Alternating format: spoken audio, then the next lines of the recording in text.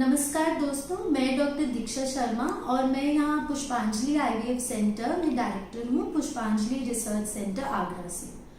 आज हम जो ये वीडियो बना रहे हैं वो इस टॉपिक पे बना रहे हैं कि हम किस तरीके से बच्चा आने की अपनी उम्मीद बढ़ा सकते हैं। जैसे कि हम सब जानते हैं, इस लास्ट 10 सालों में जो निसंतानता है उसकी जो दरें हैं वो बढ़ गई हैं। कुछ कारण ये हैं कि जो लड़कियां हैं वो शादी लेट हो रही है और बच्चा भी जो दंपति हैं वो लेट प्लान कर रहे हैं। प्लस हमारे रहन सहन का तरीका, लाइफस्टाइल इश्यूज, मोटापा, स्ट्रेस। अभी आजकल हमारे पास इतना टाइम भी नहीं है कि हम आराम से बैठकर जीवन व्यतीत करें। ये सब कुछ कारण हैं निसंतानता बढ़ने की। तो फिर हम ऐसा, अगर हम बच्चा एक प्लान कर रहे हैं तो हम ऐसा क्या कर सकते हैं कि हम अपनी उम्मीद बढ़ाएं कि हमें बच्चा जल्दी आए। ज़्यादातर कई बार हमारे पास ऐसे दंपति आते हैं जिनकी शादी को केवल 3-4 महीने होते हैं।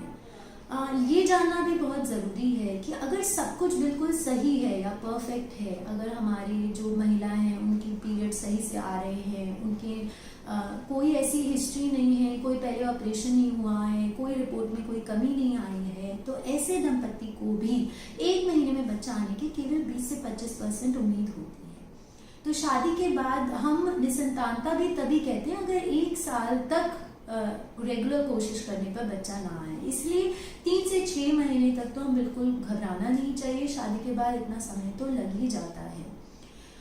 अगर हमें 1 साल तक भी बच्चा नहीं आया है तो तब हम एक स्पेशलिस्ट को देख सकते हैं, जो कि एक अच्छा तरीका है। अगर हमारे पीरियड्स इरेगुलर है तो हमें स्पेशलिस्ट से जल्दी मिलना चाहिए। जो सबसे ज़रूरी चीज़ है जानने की वो है कि एक फर्टाइल पीरियड होता है। ये ऐसा समय होता है जब हमें बच्चा आने की सबसे अच्छी उम्मीद होती है। तो क्या हम उन दिनों में कोशिश कर रहे हैं कि नहीं, ये भी एक बहुत ज़रूरी है। कैसे जाने कि हमारा फर्टाइल पीरियड कब होता है और हमें किन दिनों में कोशिश करनी चाहिए। तो अगर हमारा महीना जो सही से आता है 28-30 दिन की साइकिल है, तो हमें वो समय जानना होता है जब अंडा रिलीज होता है और नरों में आता है, क्योंकि अंडा और शुक्राणु पहले नरों में मिलते हैं और वहाँ बच्चा बनता है। तो अगर किसी महिला की 28 दिन की साइकिल है तो 14वें दिन ओव्यूलेशन होगा। अगर 30 डेज की साइकिल है तो 16वें दिन ओव्यूलेशन होगा। ज़्यादा अच्छा समय बच्चा आने का होता है कि अगर हम ओव्यूलेशन से पहले बच्चे की कोशिश करें। तो अगर 14 डे ओव्यूलेशन होता है तो हमें 8वें दिन से कोशिश करनी चाहिए। अगले 7 से 10 दिन में हमें रोज़ या 1 दिन छोड़कर कोशिश कर सकते हैं। यदि हम ऑल्टरनेट डे भी ट्राई कर रहे हैं तो वो जो है इनफ होता है। बाकी हमारी एज का बहुत एक असर आता है बच्चा आने की उम्मीद पे, क्योंकि अगर हम किसी स्पेशलिस्ट के पास भी जाएं तो फीमेल की जो एज होती है उससे हम ये पता लगा सकते हैं कि हमारी कितनी उम्मीद है नेचुरली बच्चा आने की। तो अगर हम 35 ईयर्स से हमारी एज ज़्यादा है तो अगर 6 महीने में भी बच्चा नहीं आया है तो हमें एक स्पेशलिस्ट को मिलना चाहिए। अगर हमारी एज 40 के करीब है और 2-3-4 महीने में बच्चा नहीं आया है तो आप जल्दी ही फर्टिलिटी स्पेशलिस्ट के पास जाएं, क्योंकि जो फीमेल्स होती हैं उनमें उम्र के साथ जो अंडे हैं उनकी मात्रा कम हो जाती है और जो अंडे हैं उनकी क्वालिटी में भी कमी आ जाती है और आगे बच्चा होने में परेशानी हो सकती है और गर्भपात की भी जो चांसेस हैं वो बढ़ जाते हैं।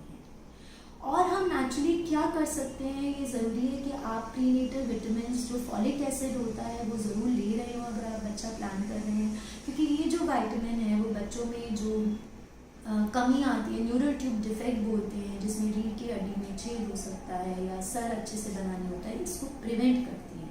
तो एक रोज़ गोली हमें ज़रूर जो है वो 1 महीने पहले से ही स्टार्ट कर देनी चाहिए।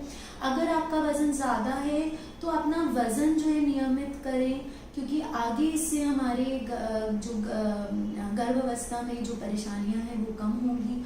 स्ट्रेस अगर हम कम करें तो हमें कई बार आसानी से बच्चा आ सकता है।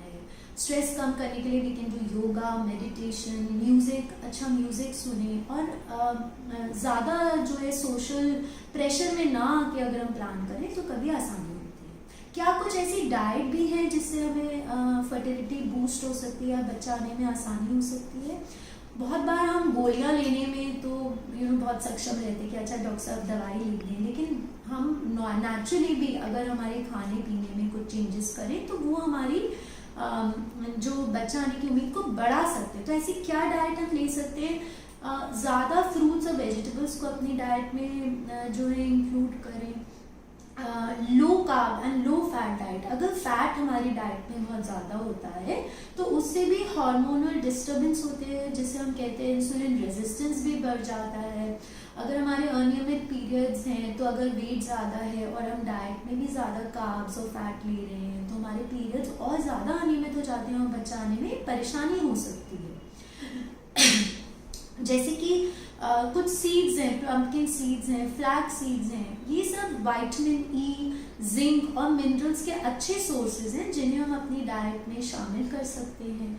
इसके अलावा फाइबर अगर हम अच्छा लेंगे तो हमारा पेट भी भरा रहेगा और वेट को भी नियंत्रित हम कर पाएंगे।